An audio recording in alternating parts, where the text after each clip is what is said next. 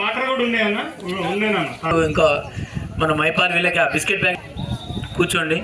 ఈనాటి కార్యక్రమానికి ఈ ప్రజాపాలన ప్రగతి ప్రోగ్రాం సంబంధించి ఇక్కడ హాజరైనటువంటి అందరికీ కూడా ధన్యవాదాలు తెలియజేస్తున్నాము. ఈ కార్యక్రమానికి ముఖ్య అతిథిగా ఇచ్చేసినటువంటి జిల్లా ఎస్పీ సార్కి శుభాకాంక్షలు తెలియజేస్తున్న పృథ్వీ గారికి అందరికి కూడా నమస్కారాలు తెలియజేస్తున్నాం.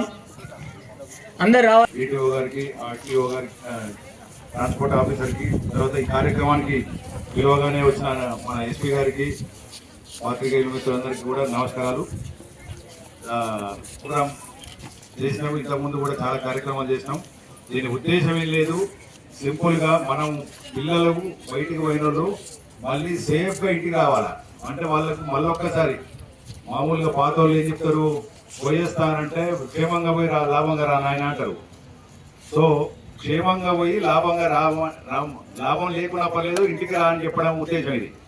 కాబట్టి మీరు మీ అందరికీ అంటే చిన్నపిల్లలైతే మీ తండ్రికి, మీ అన్నకు, ఆడపిల్లలైతే మీ అన్నలకు, మీ తండ్రికి, పెద్దోళ్ళు అయితే వాళ్ళ కొడుకులకు, భర్తలకు, ఇట్లా ప్రతి రోడ్ యూజర్ ఎవరికి కూడా వాళ్ళ కుటుంబాలకు వాళ్ళు చెప్పాలి. ఇది లాస్ట్ పాయింట్ వరకు తెలియజేయాలనే ఉద్దేశంతో. ఎందుకంటే యాక్సిడెంట్ అవుతుందని ప్రమాదం జరిగితే చనిపోతారని తెలిసినా కూడా మళ్ళొక్కసారి చెప్పాలి. వాళ్ళను ప్రతిసారి మనం మోటివేట్ చేయడం ద్వారా వాళ్ళకి అవేర్నెస్ కలిగి ఎక్కడ ఉరకద్దు, ఎక్కడ ఉరకాలో తెలుసుకుంటారు.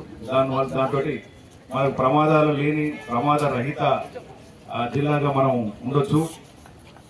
ఈ మే నెల ఈ కార్యక్రమాలు ఎస్పీ గారు చొరవ తీసుకోవడం వల్ల మే నెల యాక్సిడెంట్ల సంఖ్య తగ్గింది. కాబట్టి ఇట్లాంటి కార్యక్రమాలు ఇంకా కొనసాగించాలని కోరుకుంటూ, ఈ డ్రగ్స్ అనేది ప్రతి ఇంటికి ఒక దయ్యం లాగా, భూతం లాగా వస్తుంది. కాబట్టి వీటికి వ్యతిరేకంగా మనం నోరు తెలియకపోతే, మనము ఎదుర్కోకపోతే, మనం అడగకపోతే అది మొత్తం మన మీద దాడి చేస్తుంది.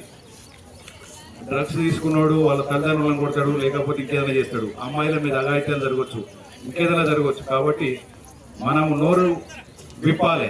మనం నోరు విప్పనంత వరకు ఏ నష్టమైనా మనకే జరుగుతుంది. కాబట్టి మీ అందరూ కూడా మళ్ళొక్కసారి ఈ డ్రగ్స్ అవేర్నెస్ ప్రోగ్రామ్కి వచ్చినందుకు మరొకసారి కృతజ్ఞతలు.